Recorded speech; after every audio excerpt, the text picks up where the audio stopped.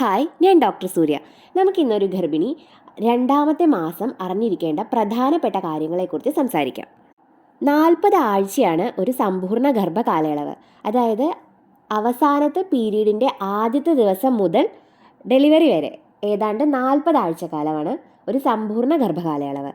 ഇതിൽ ആദ്യത്തെ ഒരു 4 ആഴ്ച ഫസ്റ്റ് മാസവും പിന്നെ 4 മുതൽ 8 വരെയുള്ള ആഴ്ചകൾ രണ്ടാമത്തെ മാസവുമായിട്ടാണ് കണക്കാക്കുന്നത്. ആ ഒരു രണ്ടാമത്തെ മാസം ഈ സമയത്ത് കുഞ്ഞിന് എന്തെല്ലാം മാറ്റങ്ങൾ വരും നോക്കാം.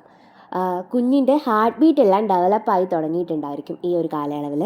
അതുപോലെ കുഞ്ഞിൻ്റെ കണ്ണ്, ചെവി, മൂക്ക് തുടങ്ങിയ ഓർഗൻസ് എല്ലാം ഡെവലപ്പായി അതിൻ്റെ കുഞ്ഞു കുഞ്ഞ് അടയാളങ്ങൾ കുഞ്ഞിൻ്റെ ശരീരത്തിൽ ഡെവലപ്പ് ചെയ്ത് തുടങ്ങിക്കാണും. അതുപോലെ തന്നെ കുഞ്ഞിന് ലിംബഡ്സ്, അതായത് കൈയിൻ്റെയും കാലിൻ്റെയൊക്കെ സ്ഥലത്ത് ചെറിയ സെൻറ്റിമീറ്ററുള്ള ഒരു വലുപ്പത്തിലുള്ള ആ ഒരു കൈയിൻ്റെയും കാലിൻ്റെയൊക്കെ ഒരു പ്രഥമ രൂപം ഡെവലപ്പായിട്ടുണ്ടായിരിക്കും. ഇനി അമ്മയിലേക്ക് വരികയാണെങ്കിൽ അമ്മയ്ക്ക് ഭയങ്കരമായുള്ള ക്ഷീണം, പലർക്കും മിക്കവാറും സ്ത്രീകൾക്കും നല്ല ക്ഷീണം ഉണ്ടായിരിക്കും. പലർക്കും ഇതൊന്നും ഉണ്ടായിക്കൊള്ളണമെന്നില്ല. അതുപോലെ തന്നെ ഛർദി, മോർണിംഗ് സിക്നസ് ഭയങ്കരമായിട്ടുണ്ടായിരിക്കും. കാരണം ഈ കുഞ്ഞിൽ നിന്ന് വരുന്ന HCG എന്ന ഹോർമോണാണ് ഈ ഒരു കാലയളവിലൊക്കെ ഈ മോർണിംഗ് സിക്നസ് ഉണ്ടാക്കാനുള്ള കാരണം. പിന്നെ അത് പ്ലാസൻ്റയുടെ കംപ്ലീറ്റ് ആയുള്ള ഫോർമേഷൻ കഴിഞ്ഞ് കഴിഞ്ഞാൽ പ്ലാസൻ്റയിൽ നിന്നാണ് HCG ഉണ്ടാകുക. ഒട്ടുമിക്ക പേരിലും ഒരു ആദ്യത്തെ 10-16 ആഴ്ചക്കാലമൊക്കെ ഈ ഒരു വൊമിറ്റിംഗ് ടെൻഡൻസി ഉണ്ടായിരിക്കും. പിന്നെ ചിലർക്കൊക്കെ ഭയങ്കര ക്രേവിങ്സ് ഉണ്ടാവും. ചില പ്രത്യേക ഭക്ഷണത്തിനോട് ക്രേവിങ്സ് ഉണ്ടാവും. ചില പ്രത്യേക ഭക്ഷണങ്ങൾ തീരെ ഇഷ്ടപ്പെടാതെ ഇരിക്കും. ഒരുപക്ഷെ നമുക്ക് മുൻപ് ഭയങ്കര ഇഷ്ടമായിരുന്ന പല ഭക്ഷണ സാധനങ്ങളും ഈ ഒരു കാലയളവിൽ പറ്റാതെ ആയിട്ട് വരും. അതുപോലെ തന്നെ ചില പെക്യൂലിയർ സ്മെല്ലുകൾ ചിലർക്ക് പറ്റില്ല. അങ്ങനത്തെ കാര്യങ്ങളൊക്കെ ഉണ്ടായിരിക്കും. അതുപോലെ തന്നെ നമ്മുടെ യൂട്രസ് വളർന്നുകൊണ്ടിരിക്കുകയാണ്. അതിൻ്റെ ഭാഗമായിട്ട് ഈ യൂട്രസ് യൂറിനറി ബ്ലാഡറിൽ കൊടുക്കുന്ന പ്രഷർ കാരണം മൂത്രം ഒഴിക്കാനുള്ള ആ ഒരു അതിൻ്റെ യൂറിനേഷൻ്റെ ഫ്രീക്വൻസി കൂടിക്കൊണ്ടിരിക്കും. ഇനി മൂഡ് സ്വിങ്സിനെ പറ്റി പറയുകയാണെങ്കിൽ പെട്ടെന്നായിരിക്കും ഒരു മൂഡിലുള്ള വ്യത്യാസങ്ങൾ വരിക. ഉദാഹരണത്തിന് ഇപ്പോൾ വളരെ ഹാപ്പി ആയിരിക്കുന്ന തൊട്ടടുത്ത മൊമെൻറ്റിൽ ഭയങ്കരമായിട്ടുള്ള സങ്കടം വരാം, അങ്ങനെ ദേഷ്യം വരാം. നമ്മുടെ ഒരു ഗർഭിണിയുടെ ആ ഒരു സ്വഭാവത്തിൽ വരുന്ന ചേഞ്ച് നമുക്ക് പ്രെഡിക്റ്റ് ചെയ്യാൻ പറ്റുന്നില്ല.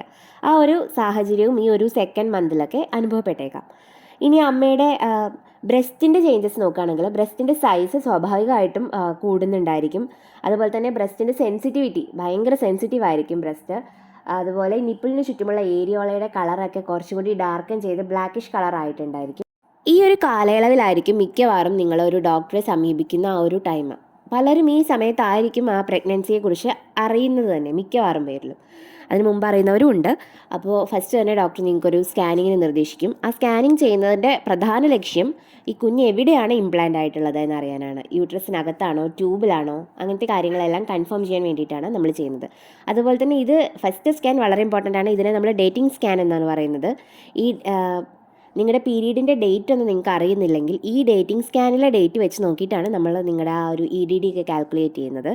ഈ സമയത്ത് കുഞ്ഞിന് ഹാർട്ട് ബീറ്റ് ഡെവലപ്പ് ആയിട്ടുണ്ടാവും. ഇങ്ങനത്തെ കാര്യങ്ങളൊക്കെ ആ ഒരു ടൈമിൽ അറിയും. അതുപോലെ തന്നെ മിക്കവാറും ഒരു പീരീഡ് കഴിഞ്ഞിട്ട്, മിസ് പീരീഡ്സ് കഴിഞ്ഞിട്ട് ഒരു 2 ആഴ്ചയൊക്കെ കഴിഞ്ഞിട്ടാണ് നമ്മൾ ഇതിനൊരു അപ്രോപ്രിയേറ്റ് ആയിട്ടുള്ള ടൈം എന്ന് പറയുന്നത്. ഫസ്റ്റ് സ്കാനിന് ഏറ്റവും നല്ല ടൈമാണ്. പിന്നെ എന്തെല്ലാം കാര്യങ്ങൾ ശ്രദ്ധിക്കണം എന്ന് ചോദിച്ചാൽ ഡയറ്റിൽ കുറച്ച് പ്രത്യേകമായിട്ടുള്ള ശ്രദ്ധയൊക്കെ ചെലുത്തണം. ഉദാഹരണത്തിന് നിങ്ങൾക്ക് പറ്റാത്ത ഇഷ്ടമല്ലാത്ത ഭക്ഷണം നിർബന്ധിച്ച് കഴിക്കുന്ന ആ കാര്യമൊന്നുമില്ല.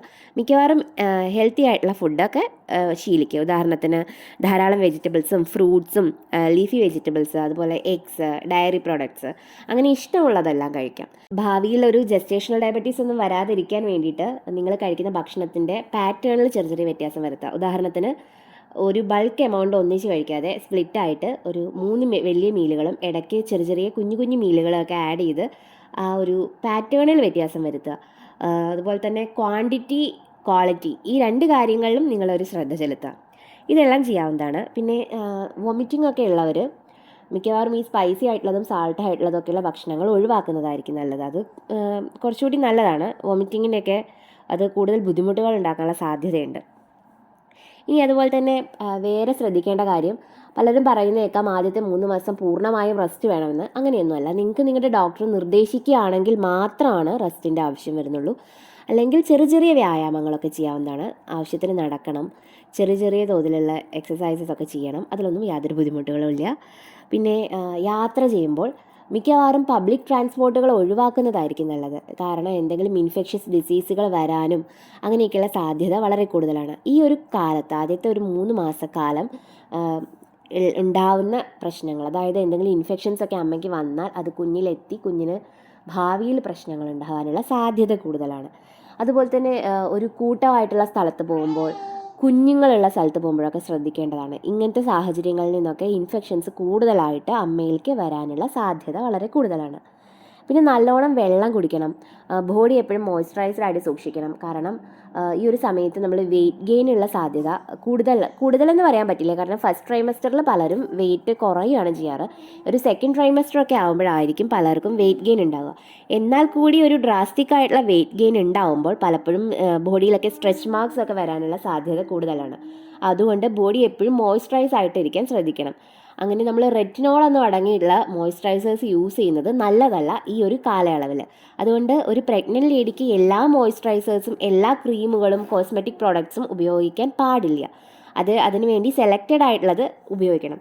ഏറ്റവും നല്ലത് നമ്മൾ ആയുർവേദത്തിൻ്റെ രീതിയിൽ പറയുകയാണെങ്കിൽ നിങ്ങൾക്ക് ഒരു ആയുർവേദ ഡോക്ടറുടെ നിർദ്ദേശപ്രകാരം ഒരു ഗർഭിണി ഉപയോഗിക്കേണ്ട തൈലങ്ങളും കുഴമ്പുകളൊക്കെ ഡോക്ടറുടെ നിർദ്ദേശപ്രകാരം നിങ്ങൾക്ക് ഉപയോഗിക്കാവുന്നതാണ്.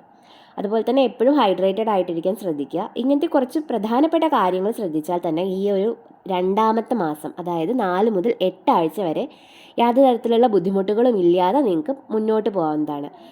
നമ്മൾ ഏറ്റവും ശ്രദ്ധിക്കേണ്ട ഒരു കാര്യം, ഭാവി തലമുറയുടെ ആരോഗ്യം അമ്മയുടെ ആരോഗ്യത്തിനെ ഡിപ്പെൻഡ് ചെയ്തിട്ടാണ് ഇരിക്കുന്നത്. അതുകൊണ്ട് തന്നെ എപ്പോഴും പൂർണ്ണ ആരോഗ്യവതിയായിട്ടിരിക്കാൻ വേണ്ടി ശ്രദ്ധിക്കുക.